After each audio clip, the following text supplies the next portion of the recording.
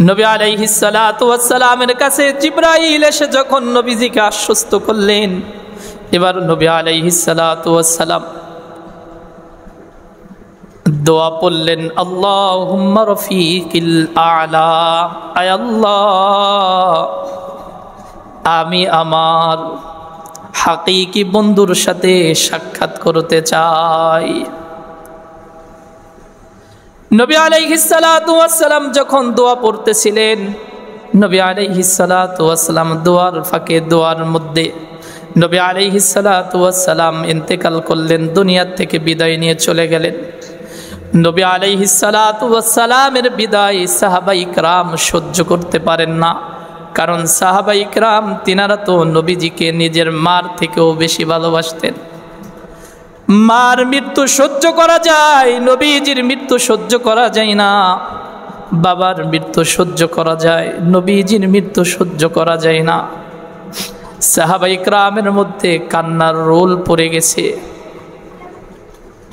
হযরতে উমর ইবনুল খাত্তাব রাদিয়াল্লাহু তাআলা আনহু খাপের থেকে তরবারি বের করছে।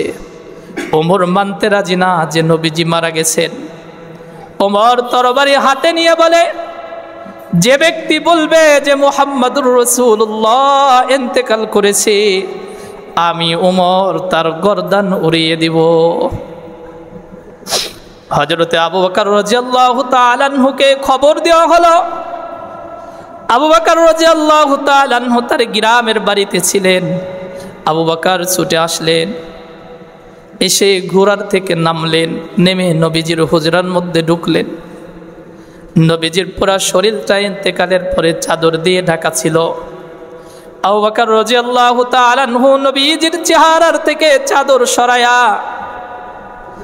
আবু বকর রাদিয়াল্লাহু তাআলা আনহু বলেন, ইয়া নবিয়্যা ইয়া খলিলা ইয়া সুফিয়া, হে আমার নবী, হে আমার খলিল। এভাবে আবু বকর রাদিয়াল্লাহু তাআলা আনহু বলতেছেন। আবু বকর রাদিয়াল্লাহু তাআলা আনহু বলেন, আজকের পর থেকে আপনাকে আর কেউ কষ্ট দিবে না। আজকের পর থেকে নিয়ে আপনাকে আর কেউ নির্যাতন করবে না, কটু কথা বলবে না। আজকের পর থেকে নিয়ে আপনাকে আর কেউ কষ্ট দিবে না। চেহারার থেকে চাদর সরায়া আবু বকর রাদিয়াল্লাহু তাআলা আনহু নবীজির কপালে, নবীজির ঠোঁটে চুমো দেয় আর বলে, ইয়া রাসূলুল্লাহ, জিন্দেগীর বাল্যকাল থেকে নিয়ে শুরু করে এই বৃদ্ধ বয়স পর্যন্ত আপনি আপনার খেলার সাথী, আমি আপনার সফরের সাথী, আমি আপনার ব্যবসায়ের সাথী, আমি আপনার হিজরতের সাথী। আপনি যেখানে গেছেন আবু বকরকে সাথে নিয়ে গিয়েছেন। ইয়া রাসূলুল্লাহ, শেষ বিদায়ের দিন আপনি একা একা চলে গেলেন, আবু বকরকে সাথে নিলেন না। আপনি একা আখিরাতের জিন্দেগিতে পাড়ি জমাইলেন, ইয়া রাসূলুল্লাহ, আবু বকরকে রেখে গেলেন কেন? আবু বকর রাদিয়াল্লাহু তাআলা আনহু নিজেকে শান্ত করে মসজিদের মধ্যে ঢুকলেন। ঢুকে দেখেন মসজিদের পরিস্থিতি ভালো না। সাহাবায়ে ইকরাম কেউ বেহুশ হয়ে আছে, কেউ গড়াগড়ি করে। হযরতে আবু বকর তো হযরতে উমর তো তরবারি নিয়ে দাঁড়ায় আছে। আবু বকর রাদিয়াল্লাহু তাআলা আনহু দৌড় দিয়ে যায় মিম্বারে দাঁড়াইলেন। নবীজির মিম্বারে দাঁড়ায়া আবু বকর রাদিয়াল্লাহু তাআলা আনহু খুতবা দেয়। আবু বকর রাদিয়াল্লাহু তাআলা আনহু বলেন, মান কানা ইয়াবুদু মুহাম্মাদান ফাকাদ মা ওয়া মান কানা ইয়াবুদুল্লাহ ফাইন্নাহু হাইয়্যুল লা ইয়ামুত। আবু বকর রাদিয়াল্লাহু তাআলা আনহু বলেন, নবীর সাহাবারা, তোমরা শুনে রাখো, যেই ব্যক্তিগুলো মুহাম্মাদুর রাসূলুল্লাহ সাল্লাল্লাহু আলাইহি ওয়াসাল্লামের ইবাদত করত, তোমরা জেনে রাখো মুহাম্মদ সাল্লাল্লাহু আলাইহি ওয়াসাল্লাম তিনি ইন্তেকাল করেছেন, তিনি মারা গেছেন। ওয়া মান কানা ইয়াবুদুল্লাহ, আর জেনে রাখো যারা আল্লাহর ইবাদত করো, আল্লাহর বন্দেগী করো, ফাইন্নাহু হাইয়্যুল লা ইয়ামুত, আল্লাহ তাআলা চিরঞ্জীব, তিনি ছিলেন, তিনি আছেন, তিনি থাকবেন। এরপরে আবু বকর রাদিয়াল্লাহু তাআলা আনহু বলেন, ওয়া মা মুহাম্মাদুন ইল্লা রাসূল ক্বাদ খালাত মিন ক্বাবলিহির রাসূল।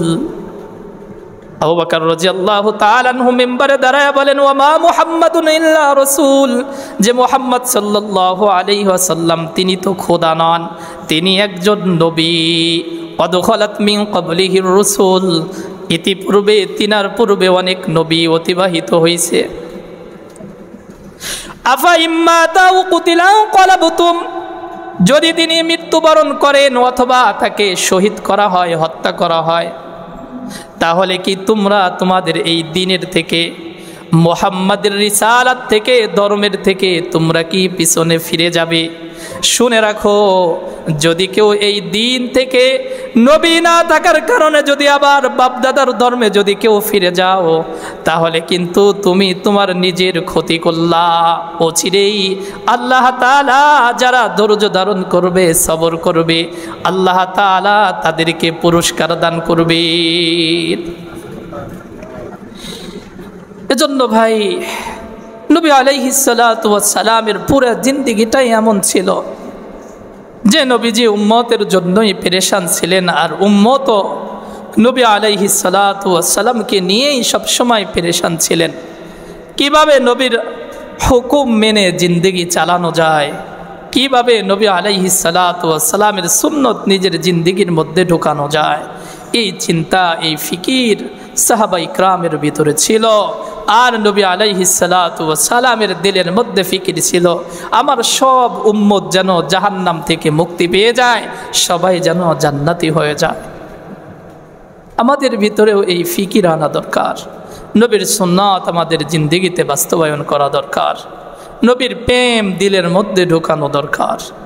অন্যদেরকেও নবীর মধ্যে যেই জ্বালা ছিল মানুষদেরকে ভালো কাজের দিকে ডাকা, আমাদের প্রত্যেকের দায়িত্ব অন্যদেরকে যারা ভালো কাজ করে না তাদেরকে ভালো কাজের দিকে দাওয়াত দেওয়া। আল্লাহ তাআলা আমাকে এবং আপনাদের সকলকে তৌফিক দান করুক।